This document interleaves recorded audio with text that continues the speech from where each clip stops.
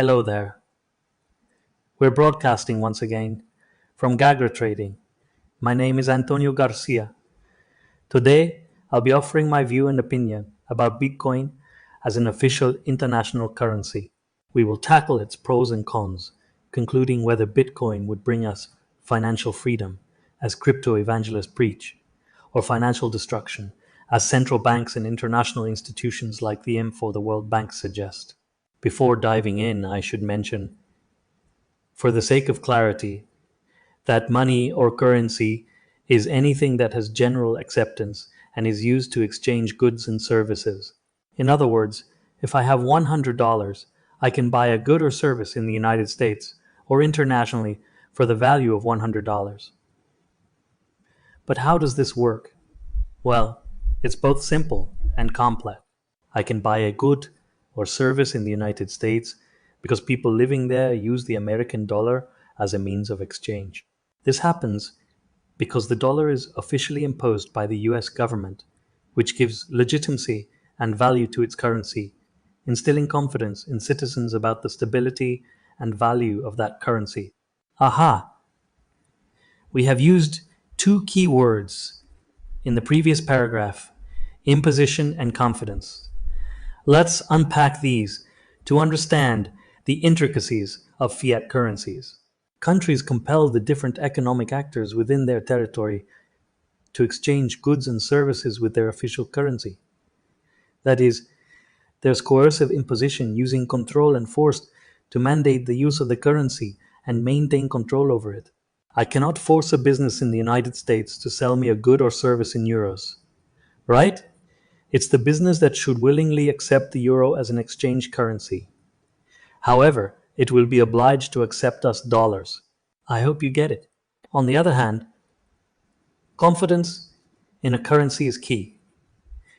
If I told you I'm going to give you 100,000 US dollars or the equivalent in Venezuelan bolivars, no one in their right mind would select Venezuelan bolivars. Why does this happen? It happens because internationally, no one trusts Venezuela and therefore its currency. However, everyone would accept dollars or euros, as these countries generate confidence. Thus, we observe that imposition and confidence are necessary qualities for anything aiming to be considered a currency, whether virtual, fiat, or backed. It makes no difference. Before we continue, if you're enjoying the content, I'd appreciate a like and subscribe to continue watching this kind of video. Alright, so what the heck is up with Bitcoin? Regarding imposition, Bitcoin is not controlled by any state, theoretically, and I say theoretically because we could argue about it. It's a decentralized system. But if nobody enforces the use of Bitcoin, why should we use it? That is, nobody can force me to use Bitcoin to make a purchase or sell goods or services. The buyer and the seller must agree. From my point of view, this could be a big problem causing instability. On the other hand, who generates confidence in Bitcoin if no country does? This part falls onto the users themselves. In theory, this would be a virtuous thing, but in practice, it would be in the hands of the large whales and Bitcoin holders.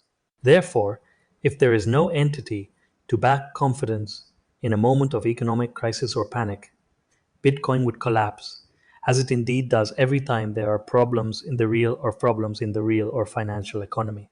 Therefore, there is a fundamental problem of confidence that prevents Bitcoin or another decentralized digital currency from being massively adopted by citizens of different countries. But what about states? Why don't they want to adopt cryptocurrencies and turn the earth into a better world? I'm being ironic. Let's examine the reason. We live in a world where governments are reluctant to adopt cryptocurrencies as official currency.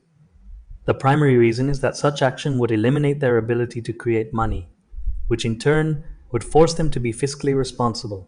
We find ourselves in an environment where chronically deficit fiscal policies are the norm, and citizens constantly demand broader and more effective social policies.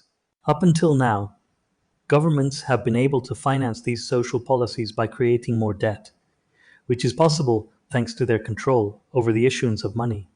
However, With cryptocurrencies, this mechanism would change dramatically. Cryptocurrencies are decentralized and limited in quantity, which means governments can't simply create more when they need it. Therefore, if cryptocurrencies were adopted as official currency, governments could only raise money through two methods. The first would be through the imposition of taxes on their citizens and companies. However, this could turn out to be unfavorable for many, as taxes are often unpopular and their increase could cause social unrest. The second method would be through the state mining of cryptocurrencies. However, this process is costly, consumes a lot of energy, and may not be feasible for all countries, particularly those with energy restrictions or limited technological infrastructures. So, are the bad guys the states that want to create and print money out of thin air? Or are they the citizens who demand social policies from their governments that can't be financed via taxes? Well, those are other topics. But what we can deduce from all of this is that the adoption of cryptocurrencies would change the economic and social model we live in.